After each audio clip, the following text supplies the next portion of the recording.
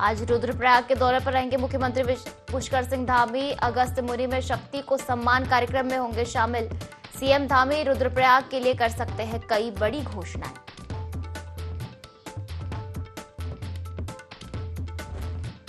Virus attack की वजह से अभी भी कई सरकारी वेबसाइट बंद। साइबर सिस्टम ठप होने से बेहद नाराज है सीएम धामी। सोमवार तक सिस्टम ठीक करने के अधिकारियों को दिए निर्देश।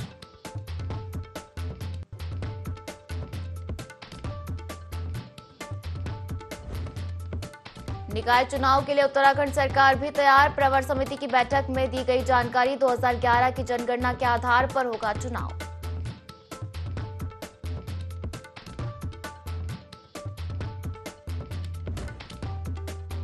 अस्सी घंटे के संघर्ष के बाद माउंट चौखंबा पर फंसे पर्वतारोही का फसल रेस्क्यू। भारतीय वायुसेना और एसडीआरएफ की संयुक्त कार्रवाई। प्रशासन ने ली राहत की सांस।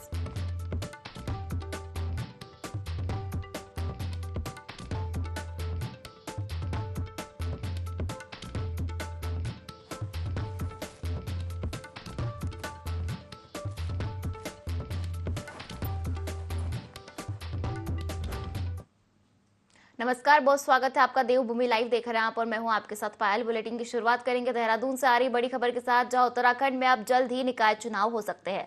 तो निकाय चुनाव की अधिसूचना अगले माह जारी होने की उम्मीद है। 10 नवंबर को निकाय चुनाव की अधिसूचना जारी हो सकती है। दिसंबर महीने तक निकाय चुनाव संपन्न होंगे और साथ ही 2011 की जनगणना के आधार पर ही निकाय चुनाव होंगे। 2 दिसंबर 2023 को खत्म हो गए निकाय चुनाव। साथ ही बता दें कि उत्तराखंड में अब जल्द ही निकाय चुनाव होंगे और निकाय चुनाव की अधिसूचना अगले माह जारी होने की उम्मीद है। 10 नवंबर को निकाय चुनाव की अधिसूचना जारी हो सकती है। दिसंबर महीने तक निकाय चुनाव संपन्न होंगे, सूत्रों के हवाले से खबर मिली है। साथ ही 2011 की जनगणना के आधार पर निकाय चुनाव होंगे। 2 दिसंबर 2023 को नगर निकाय चुनाव का कार्यकाल खत्म हो चुका है।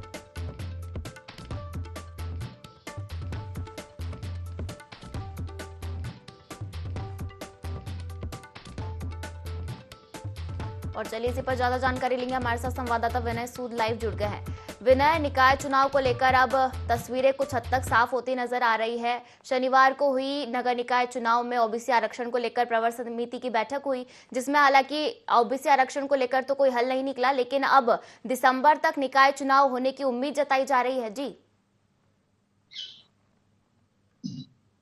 जी पायल, बिल्कुल। देखिए, आपको बता दें कि निकाय चुनाव को लेकर के जिस तरह से लगातार उत्तराखंड सरकार का भी प्रयास है कि निकाय चुनाव को जो है जल्द से जल्द कराया जा सके, इसको लेकर के अब प्रवर समिति की जिस तरीके से बीते दिन बैठक भी हुई है, तो ऐसे में अब जो निकाय चुनाव है उसके लिए यहाँ पर दिसंबर का समय जो है फाइनल कर दिया गया है कि दिसंबर में जो है निकाय चुनाव कराए जाएंगे। तो इसको लेकर के जो तैयारी है सरकार की वो शुरू हो चुकी है। और यहाँ पर 2011 की जो तरीके से यहाँ पर बात की जाए तो 2011 के आधार पर जो जिस तरीके से जनगणना हुई थी उसी के बेस पर अब जो है यहाँ पर ये निकाय चुनाव होने प्रस्तावित है। तो ऐसे में देखा जा सकता है कि निकाय चुनाव को लेकर के सरकार लगातार प्रयास करती हुई नजर आ रही है। और अब जिस तरह से यहाँ पर निकाय चुनाव होने हैं उसके लिए दिसंबर का जो समय है वो यहाँ पर रख दिया गया है। तो अब जो सरकार की बात करें तो सरकार पूरी तरह से निकाय चुनाव कराने के लिए यहाँ पर तैयारी में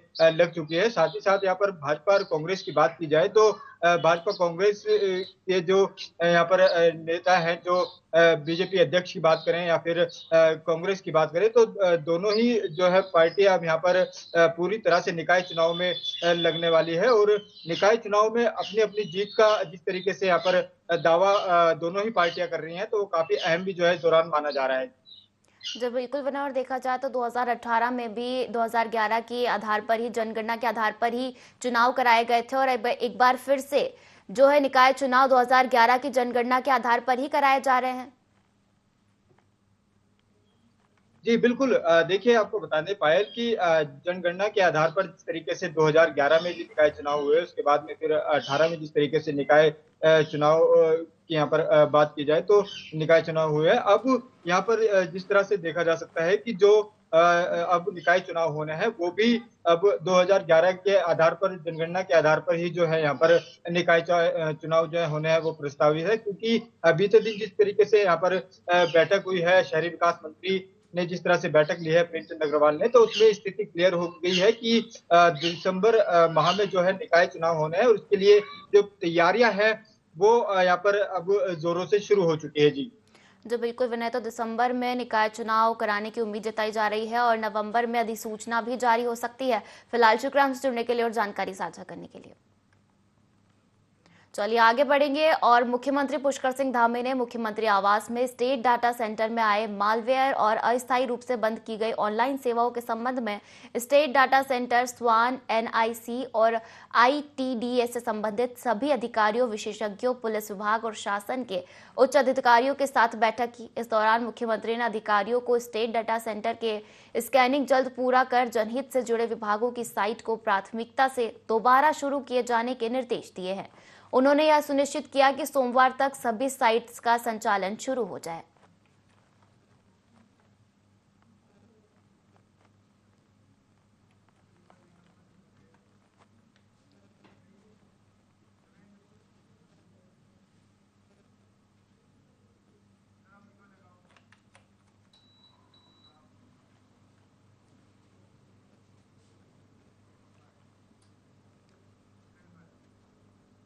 विकासनगर में राष्ट्रीय शिक्षा नीति 2047 तक विकसित राष्ट्र की ओर भारत विषय पर एक दिवसीय राष्ट्रीय सम्मेलन का आयोजन किया गया। कार्यक्रम में पूर्व मुख्यमंत्री और हरिद्वार सांसद त्रिवेंद्र सिंह रावत ने बतौर मुख्य अतिथि शिरकत की। इस सम्मेलन में शिक्षाविदों, शिक्षकों और शोध छात्र छात्राओं ने भाग लिया। साथ ही 2047 तक भारत को एक विकसित राष्ट्र बनाने की दृष्टि में राष्ट्रीय शिक्षा नीति की परिवर्तनकारी भूमिका पर चर्चा की। राष्ट्रीय सम्मेलन में विभिन्न विशेषज्ञ पैनल चर्चाओं का आयोजन किया गया। इस दौरान सांसद त्रिवेंद्र सिंह रावत ने कहा कि राष्ट्रीय शिक्षा नीति 2047 तक विकसित राष्ट्र की ओर भारत विषय पर आयोजित यह सम्मेलन अत्यंत महत्वपूर्ण है।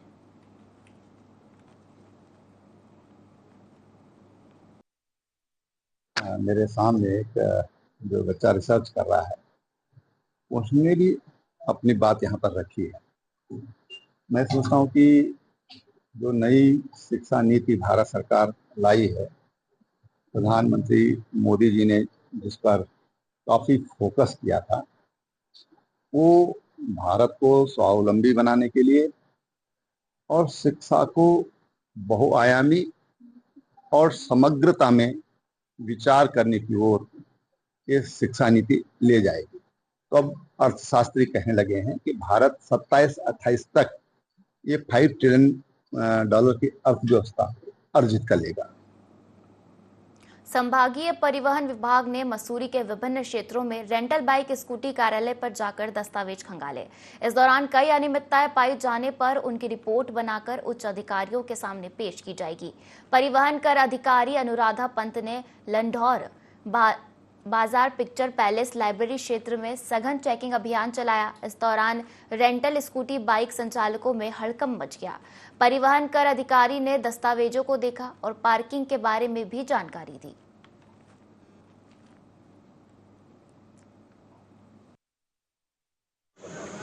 मेरा नाम अनुराधा पंत है। मैं परिवहन कर अधिकारी देहरादून सचल दल आशा रोड़ी से हूँ।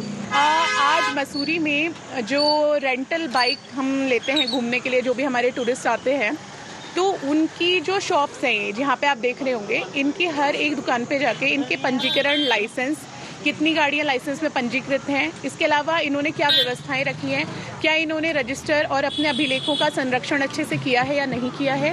इसके अतिरिक्त इनकी पार्किंग की सुविधा कहाँ उपलब्ध है, इनके दिए गए पते पे इनकी जो शॉप है वो उपस्थित है या नहीं है, इनका संचालन कौन कर रहा है, इनके अभिलेखों की पुष्टि की, लाइसेंस की जो वैधता है वो कब तक है, इस तरीके की सारी जाँच की जा रही है।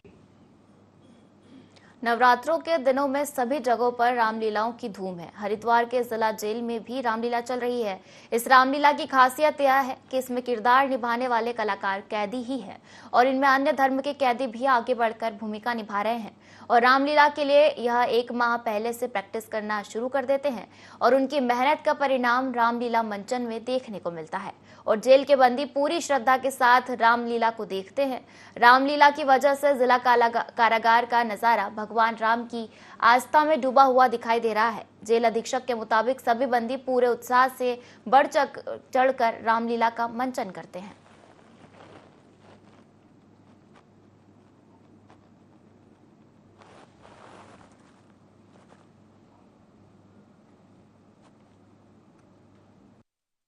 नवरात्रों के पवित्र दिनों में रामलीला का मंचन पूरे देश में हो रहा है। उसी क्रम में हमारी जेल कारागार में भी ये विगत कई वर्षों से वरिष्ठ जेल अधीक्षक श्री मनोज जी के प्रयत्नों से ये एक मनोरंजन के साथ साथ धार्मिक, सामाजिक और सांस्कृतिक शिक्षा भी बंदियों को प्राप्त हो। ये बहुत ही अच्छी पहल है, मैं इसका स्वागत करता हूँ और इससे हमारी जो भारत की सभ्यता और संस्कृति है वो यहाँ पर काफ़ी बड़ी मात्रा में आए हुए बंदी भी उससे ज्ञान ग्रहण करते। ये एक सार्थक पहल है। विगत 3 वर्षों से जो है जिला कारागार हरिद्वार में भी रामलीला का आयोजन किया जा रहा है और ये 9 दिन तक जो है इस रामलीला कार्यक्रम का आयोजन इस कारागार में किया जाएगा और ये पूरा कार्यक्रम जो है बंदियों द्वारा ही जो है निर्देशित होता है, अभिनीत होता है।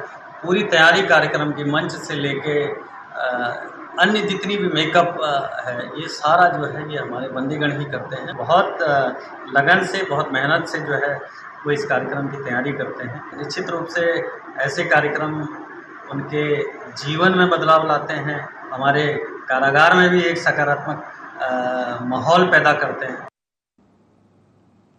देहरादून में द ओएसिस इंटेलेक्चुअल पल्स का समापन हुआ। इस कार्यक्रम में राजधानी देहरादून के 7 विद्यालय के छात्र छात्राओं ने प्रतिभाग किया। इस कार्यक्रम का मुख्य उद्देश्य छात्र छात्राओं में साहित्य के प्रति जागरूकता पैदा करना है। वहीं कार्यक्रम में हिंदी भाषा में कविता लेखन, वाद विवाद प्रतियोगिता का भी आयोजन किया गया, तो वहीं अंग्रेजी भाषा में शॉर्ट स्टोरी राइटिंग आदि क्रियाकलापों का आयोजन किया गया। पिछले साल इस कार्यक्रम का आयोजन केवल इंग्लिश में किया गया, लेकिन इस वर्ष हिंदी और संस्कृत को भी कार्यक्रम में जोड़ा गया। इस कार्यक्रम का मुख्य विषय एआई इन क्रिएटिव राइटिंग है।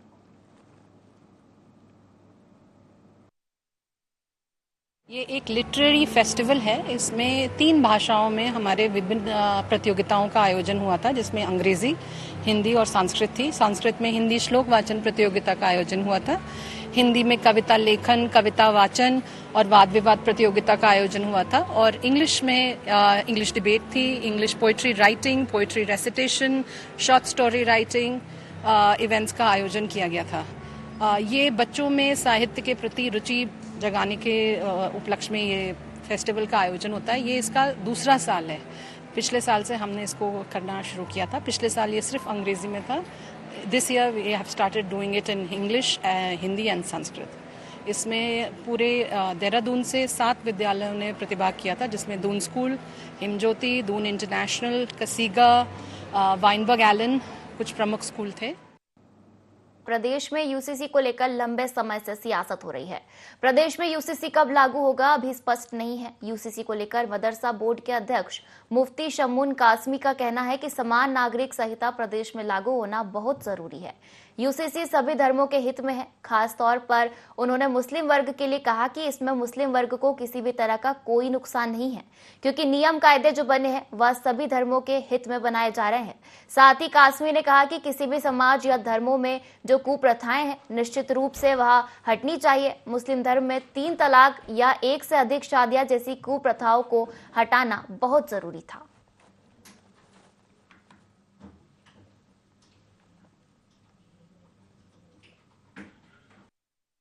60 साल से मुसलमानों को खास तौर से कांग्रेस ने सिर्फ वोट बैंक बनाए रखा और उनके अनपढ़ होने का फायदा उठाया और उन्हें लिखने पढ़ने नहीं दिया, यानी मुख्य धारा से उन्हें मेन स्ट्रीम से काटा।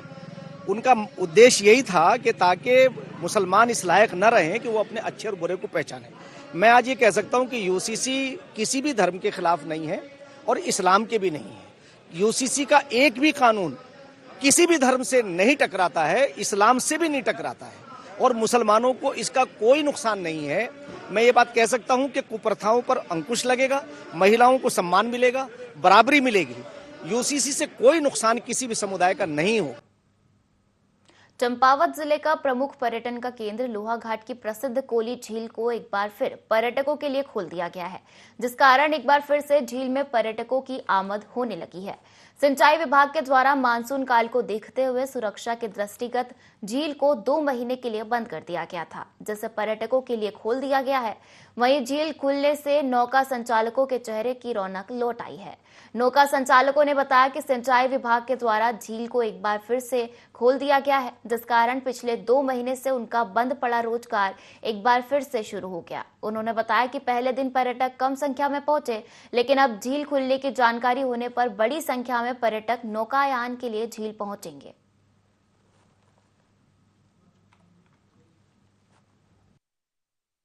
हमने ये नाव संचालन शुरू कर दिया है। बरसाती सीजन के कारण पानी का इसमें लेवल कम हो गया था और सिंचाई विभाग भी द्वारा हमें निर्देश दिया गया था कि नाव संचालन इस टाइम पे बंद कर दीजिए। इस वजह से हमने बंद किया था, जो आज से हम शुरू कर रहे हैं। केंद्र ने 2025 तक उत्तराखंड को 480 मेगावाट अतिरिक्त बिजली देने की घोषणा की है, जिसके चलते प्रदेश में बिजली संकट से लोगों को राहत मिलेगी। भाजपा प्रदेश प्रवक्ता हनी पाठक का कहना है कि डबल इंजन की सरकार में प्रदेश लगातार प्रगति की ओर आगे बढ़ रहा है और केंद्र ने प्रदेश को 480 मेगावाट अतिरिक्त बिजली की सौगात दी है, जिस पर मुख्यमंत्री पुष्कर सिंह धामी ने आभार जताया है। सीएम ने दिल्ली में केंद्रीय मंत्री से मुलाकात कर प्रदेश के लिए अतिरिक्त बिजली की मांग की थी और केंद्र ने मांग को धरातल पर उतारा है। उन्होंने कहा कि पीएम मोदी ने जो वादा किया था, आने वाले दशक उत्तराखंड का होगा, उस पथ पर निरंतर सीएम धामी के नेतृत्व में प्रदेश आगे बढ़ रहा है।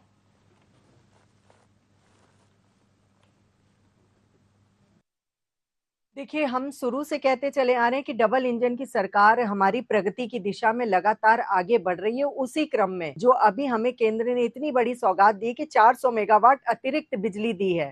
केंद्र सरकार ने एक हफ्ते में ही अतिरिक्त इसका कोटा जून 2025 तक बढ़ाया है। उसके लिए हमारे मुख्यमंत्री श्री पुष्कर सिंह धामी जी ने बहुत ही आभार जताया। जिस प्रकार से वो दिल्ली में जाकर केंद्रीय मंत्री से मुलाकात किए हैं, उत्तराखंड की प्रॉब्लम को देखते हुए उन्होंने अतिरिक्त मेगावाट बिजली की जो मांग रखी थी उसको धरातल पर जिस प्रकार से उतारा गया, ये कहा जा सकता है कि डबल इंजन की सरकार लगातार प्रगति कर रही है उत्तराखंड में। और जो वायदा किया था हमारे यशस्वी प्रधानमंत्री श्री नरेंद्र मोदी जी ने कि आगे आने वाला दशक उत्तराखंड का दशक होगा, उस पथ पे लगातार निरंतर हम आगे चल रहे हैं।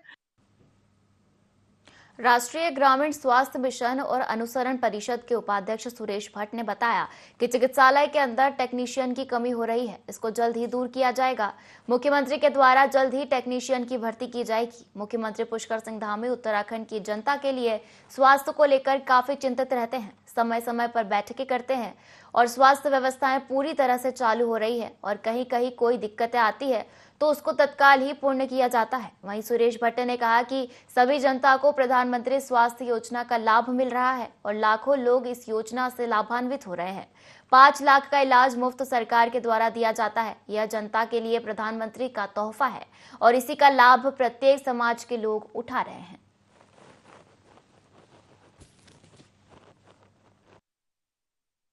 सरकार प्रदेश के सभी नागरिकों को अच्छी से अच्छी स्वास्थ्य सुविधाएं उपलब्ध हों, त्वरित गति से स्वास्थ्य सुविधाएं उनको दी जाएं, सब प्रकार की स्वास्थ्य की सुविधा उपलब्ध हो, इसके लिए प्रतिबद्ध है, कटिबद्ध है। इसके लिए लगातार स्वास्थ्य के क्षेत्र में आमूलचूल परिवर्तन भी किए जा रहे हैं और सभी सुविधाएं उपलब्ध कराई जा रही हैं। जिस प्रकार से स्वास्थ्य के क्षेत्र में विशेषकर हमारे यहाँ जो हमारे विशेषज्ञ डॉक्टर्स हैं, टेक्नीशियंस हैं, इनका थोड़ा जिस प्रकार से थोड़ा अभाव था, उसको लेकर के भी रास्ते निकाले गए हैं। हिमालय और गंगा बचाओ अभियान के तहत हर की पौड़ी ब्रह्मकुंड पर संत समाज और भाजपा विधायक किशोर उपाध्याय ने मिलकर गंगा पूजन और दुग्धाभिषेक किया। इस दौरान गंगा सभा के पदाधिकारी भी मौजूद रहे। पूजन के बाद विधायक किशोर उपाध्याय ने ग्लेशियरों के तेजी से पिघलने और गंगा के घटते वेग पर गहरी चिंता जताई। उन्होंने कहा कि अगर समय रहते कदम नहीं उठाए तो आने वाली पीढ़ी को गंगा और हिमालय के अस्तित्व के संकट का सामना करना पड़ सकता है। विधायक उपाध्याय ने बताया कि इस मुद्दे पर मुख्यमंत्री पुष्कर सिंह धामी से बातचीत हो चुकी है और जल्द ही एक कमेटी बनाई जाएगी जिसमें समाज के बुद्धिजीवी, समाजसेवी, डॉक्टर, वकील और विभिन्न संगठनों के लोग शामिल होंगे। यह कमेटी हिमालय और गंगा के संरक्षण को लेकर लोगों में जागरूकता फैलाने का काम करेगी।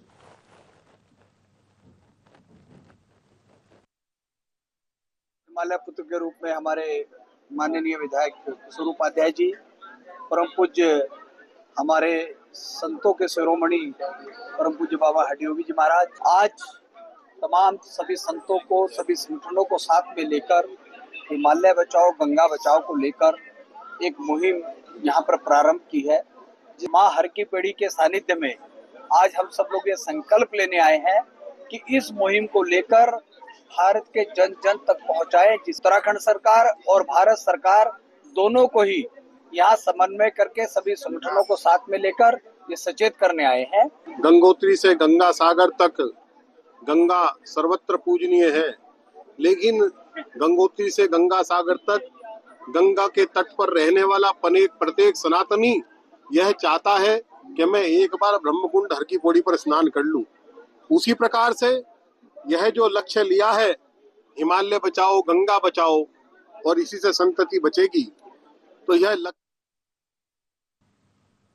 चमोली के चौखंबा में 2 पर्वतारोहियों का रेस्क्यू ऑपरेशन पूरा हो गया है, जहां माउंट चौखंबा 3 पर फंसे दोनों पर्वतारोही को सुरक्षित निकाला गया है। 80 घंटे से चल रहा रेस्क्यू ऑपरेशन थम गया है।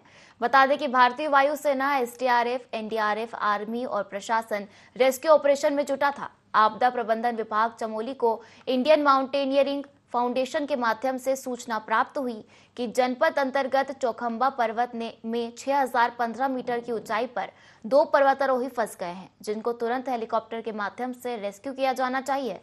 सूचना पर तुरंत कार्रवाई करते हुए रेस्क्यू ऑपरेशन कर पर्वतारोहियों को निकाल लिया गया।